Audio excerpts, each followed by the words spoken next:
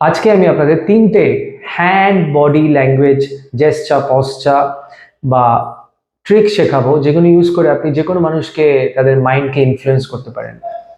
Number one, আপনি যখন কথা বলবেন হাতটা এইভাবে রাখবেন, একে আমরা বলি স্টেপল হ্যান্ড পশ্চার। এইটা একটা তাদের মাইন্ডে সিগন্যাল দেয়, এই ল্যাঙ্গুয়েজটা, যে আপনি ট্রাস্টওয়ার্দি, আপনি পাওয়ারফুল এবং আপনি আপনার ব্যক্তিত্ব খুবই কনফিডেন্ট।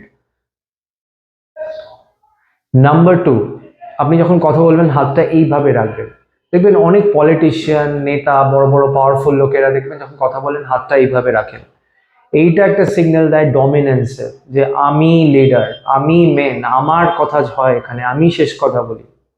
নাম্বার থ্রি, হাতটা এইভাবে রেখে কথা বলা, মানে আপনি হলেন ডমিনেন্ট, পাওয়ারের জায়গায় রয়েছেন, আপনি ওদের ওপরে রয়েছেন, আপনার কাছেই রয়েছে পাওয়ার, আপনি লিডার।